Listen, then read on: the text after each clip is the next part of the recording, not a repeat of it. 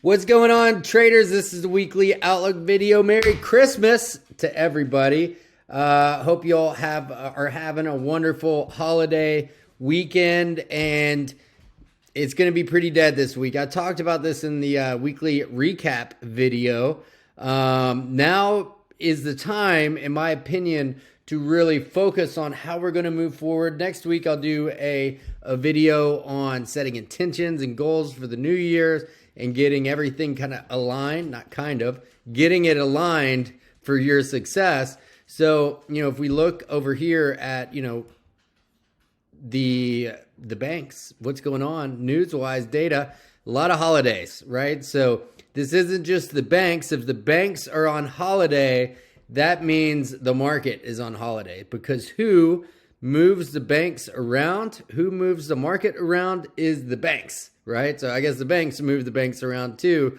But you can see that, it's going to be quiet this week. And that means there's going to be very low liquidity, large spreads, super large spreads, a lot of trick moves, fake moves, stop outs, whatever you want to call it. That's going to be due to low liquidity environments. So, this week there's no specific data or news happening. Excuse me. Too much Christmas food and Christmas cookies, right? So there's not going to be too much going on this week. So keep that in mind. And but let's pull up some charts, see what we got going on here. And man, really have had my eyes, and still do have my eye on a lot of these yen pairs. Specifically, NZD-JPY, we got a big move earlier last week, and a big just rejection here right at pretty key Fibonacci level, but we didn't get any follow through. But of course we didn't get any follow through because there's no money in the market for us to follow through with. In other words, the liquidity is not there to create the follow through, so to speak. So, but a lot of these yen pairs, we're still in really significant downtrends. So I think that's something to keep in mind going into this upcoming week. And really probably the first week, euro yen, looks pretty good. Like if it wasn't Christmas Eve, by the time you're probably watching this, and then, Christmas Day, I would say, man, I'm going to be looking for entries on euro yen here, but it's not there right now because the liquidity is not there to push it through. But we're in a downtrend. So I'm still making a game plan for how to proceed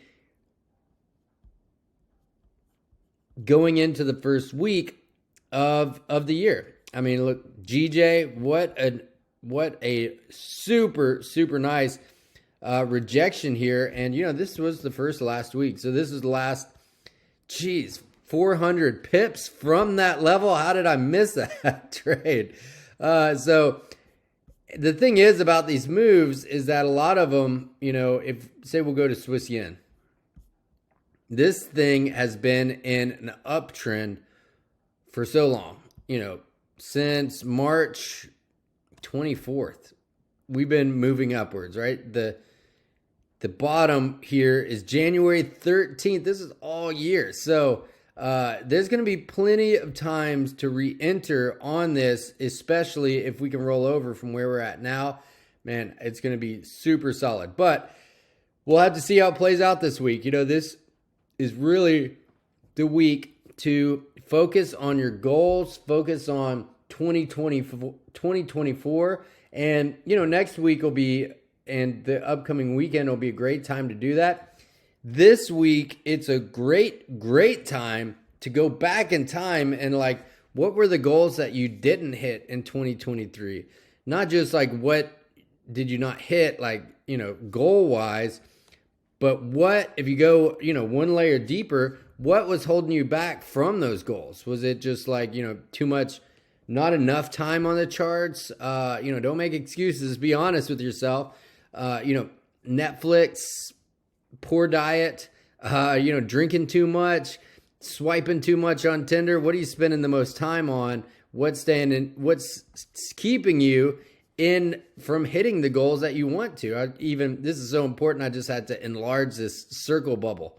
This is a new thing, I guess. All right, well, cool. I didn't know Loom had started to do that. So it's going to be an interesting next couple days, and even more so the start of 2024. I think we're going to be seeing a lot of volatility once the markets really get going and get moving again. So, but this week in particular, since everything's going to be dead, now's the time to focus on where could you have improved and what are 5 things this year that held you back, that threw you off course.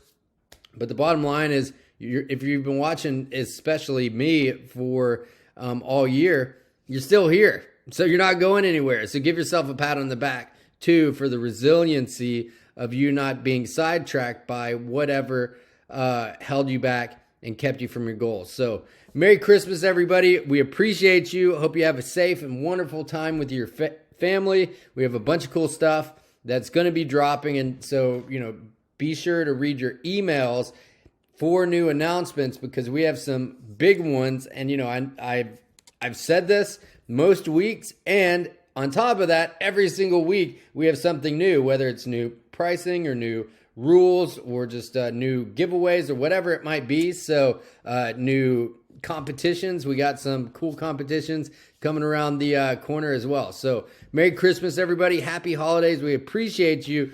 This week, go back in time and see for 2023, what are the things that held you back? What can you let go of? And where can you improve? So 2024, it's not a story of like, dang, I'm still not there yet, still didn't make it happen.